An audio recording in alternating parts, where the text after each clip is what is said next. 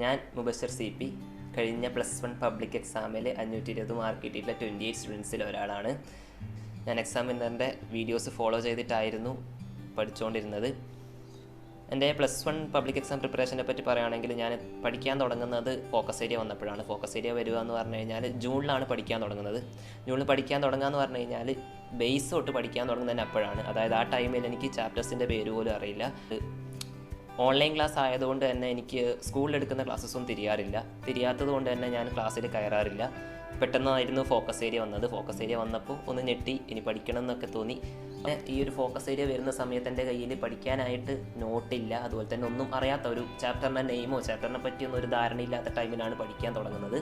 അപ്പോൾ ആദ്യം പഠിക്കാൻ തീരുമാനിച്ചത് നമ്മൾ 10th ഞാൻ സ്റ്റേറ്റ് സിലബസ് ആയിരുന്നു. അപ്പോൾ 10th കാര്യം പറയുകയാണെങ്കിൽ സ്റ്റേറ്റ് സിലബസ് ഒക്കെ ആണെങ്കിൽ എനിക്ക് ഇപ്പോൾ ക്ലാസ് മിസ്സായാലും ടെക്സ്റ്റ് നോക്കി പഠിച്ചു കഴിഞ്ഞാൽ പഠിക്കാൻ പറ്റും, ടെക്സ്റ്റ് വായിച്ചു കഴിഞ്ഞാൽ പഠിക്കാൻ പറ്റും. അപ്പോൾ ആദ്യം തന്നെ വിചാരിച്ച് പറ്റുന്ന കാര്യമാണ്. +1 ഒക്കെ ആണെങ്കിലും പ്രശ്നമൊന്നുമില്ല, ഇനിയും ടൈമുണ്ട്, 3 മാസം കൊണ്ട് വിചാരിച്ചാൽ പറ്റും. അപ്പോൾ ആദ്യത്തെ ആ ഒരു 1 മന്തിൽ ടെക്സ്റ്റ് നോക്കി പഠിക്കാനൊക്കെ ശ്രമിച്ചു. അത് ആദ്യം തന്നെ ടെക്സ്റ്റ് നോക്കി പഠിക്കാൻ ശ്രമിച്ചു. +1 ടെക്സ്റ്റൊക്കെ എടുത്തിട്ട് വായിക്കാൻ നോക്കി. അപ്പോൾ മനസ്സിലായി ടെക്സ്റ്റ് നോക്കിയിട്ടൊന്നും പഠിക്കാൻ പറ്റില്ല. അപ്പോൾ പിന്നെ നെക്സ്റ്റ് ഞാൻ PDF-ലേക്ക് ഇറങ്ങി. ഒരുപാട് PDF ഒക്കെ ഡൗൺലോഡ് ആക്കിയിട്ട് PDF നോക്കി പഠിക്കാൻ തുടങ്ങി, ഒറ്റയ്ക്കിരുന്ന് പഠിക്കാൻ തുടങ്ങി. അങ്ങനെ ജൂൺ മാസം അങ്ങനെ കഴിഞ്ഞു. ഒരു മാസം കഴിഞ്ഞപ്പോഴേക്കും വളരെ കുറച്ച് ചാപ്റ്റേഴ്സ് മാത്രമേ പഠിക്കാൻ പറ്റിയിട്ടുള്ളൂ. അങ്ങനെ ഒറ്റയ്ക്കിരുന്ന് പഠിക്കാൻ തീരുമാനിച്ചപ്പോൾ ബയോളജിക്ക് പ്രശ്നമില്ല, ബയോളജിയൊക്കെ ചെറുതായിട്ടൊക്കെ തിരിയുന്നുണ്ട്. പക്ഷേ ഫിസിക്സും കെമിസ്ട്രിയൊക്കെ എന്താ പറയുക, ഒറ്റയ്ക്കിരുന്ന് പഠിക്കാൻ പറ്റുന്നില്ല. അത് ഫിസിക്സൊക്കെ പറയുകയാണെങ്കിൽ നമ്മൾ 10th വരെ പഠിച്ച പോലെയല്ല 11th പഠിക്കേണ്ടത്. അതൊരു ഡിഫറൻസ് ഉണ്ട്. ആ ഡിഫറൻസ് മനസ്സിലാവണമെന്നുണ്ടെങ്കിൽ ഒരുപാട് ക്വസ്റ്റ്യൻസ് ഒക്കെ ചെയ്യണം. അപ്പോൾ എന്നാലേ നമുക്ക് മനസ്സിലാവും ഇതിങ്ങനെയാണ് പഠിക്കേണ്ടതെന്നുള്ളത്. അപ്പോൾ 10th വരെ പഠിച്ച പോലെയല്ല നമ്മളിവിടെ +1 എത്തിയപ്പോൾ ഫിസിക്സൊക്കെ പഠിക്കുന്നത്. അപ്പോൾ ആ ഒരു ഡിഫറൻസ് ഉള്ളതുകൊണ്ട് തന്നെ എനിക്ക് ഒറ്റയ്ക്കിരുന്ന് പഠിക്കാൻ പറ്റുന്നില്ല. അപ്പോൾ ഒരു ജൂലൈ ഒക്കെ ആകുമ്പോഴാണ് ഞാൻ യൂട്യൂബിലേക്ക് ഇറങ്ങുന്നത്. യൂട്യൂബിൽ ഇറങ്ങിയിട്ട് ക്ലാസ്സസ് കാണാൻ വേണ്ടിയിട്ട് സെർച്ച് ചെയ്തിട്ട് ഓരോ ക്ലാസ്സസായിട്ട് ഇങ്ങനെ തപ്പി നടക്കുന്നു. അങ്ങനെ ഒരു ജൂലൈ 2nd വീക്കൊക്കെ ആകുമ്പോഴാണ് എക്സാമിൻ്റെ ക്ലാസ് കാണുന്നത്. എക്സാമിൻ്റെ ക്ലാസ് കണ്ടപ്പം അന്ന് മുതൽ പിന്നീട് അങ്ങോട്ട് എല്ലാ ക്ലാസ്സസും ഫോളോ ചെയ്ത് തുടങ്ങി. ഇപ്പോൾ യൂട്യൂബിലെ ലൈവ് ക്ലാസ്സസ് ആണെങ്കിലും യോധ ബാച്ചിൻ്റെ സൂമിലെ ലൈവ് ക്ലാസ്സസ് ആണെങ്കിലും കണ്ട് എന്താ പറയുക, എല്ലാ ക്ലാസ്സിലും അറ്റൻഡ് ചെയ്ത് തുടങ്ങി. പിന്നെ ക്ലാസ്സിൽ അറ്റൻഡ് ചെയ്യുന്ന രീതി പറഞ്ഞു കഴിഞ്ഞാൽ ക്ലാസ് കാണുന്ന സമയത്ത് ഒരു ലെക്ചർ നോട്ട് എഴുതിയെടുക്കും.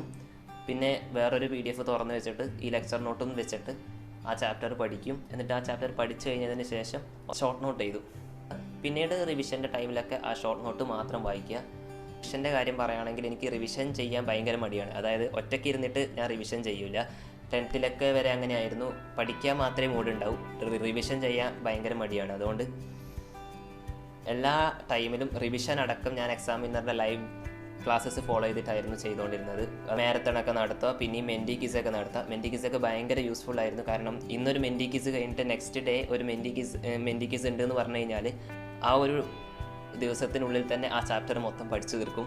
അപ്പോൾ അതുകൊണ്ട് തന്നെ മെൻറ്റി ക്വിസൊക്കെ ഭയങ്കര യൂസ്ഫുൾ ആയിരുന്നു. അതുപോലെ തന്നെ സൺഡേ മാരത്തോൺ രാവിലെ മുതൽ രാത്രി വരെ ക്ലാസ് വെച്ചിട്ടുണ്ടെങ്കിലും ഡാറ്റ കഴിയുന്നത് വരെ ഞാൻ ലൈവിലുണ്ടാവും. അപ്പോൾ അങ്ങനെയായിരുന്നു ഞാൻ റിവിഷൻ അടക്കം ചെയ്തുകൊണ്ടിരുന്നത്.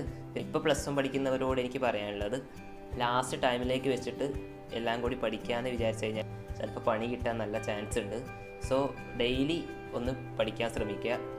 ഡെയിലി 6 hours 7 hours പഠിക്കണമെന്നൊന്നും പറയില്ല. ജസ്റ്റ് 3 hours ഒക്കെ ഇനഫാണ്. 3 hours 2 hours ഒക്കെ മതി. പക്ഷേ ആ 2 hours ഡെയിലി ചെയ്തുകൊണ്ടിരിക്കുമ്പോഴാണ് അതിന് നല്ലൊരു റിസൾട്ട് ഉണ്ടാവുക. അങ്ങനെ കൺസിസ്റ്റൻ്റ് ആയിട്ട് വർക്ക് ചെയ്ത് കഴിഞ്ഞാൽ നല്ലൊരു റിസൾട്ട് കിട്ടും. Thank you.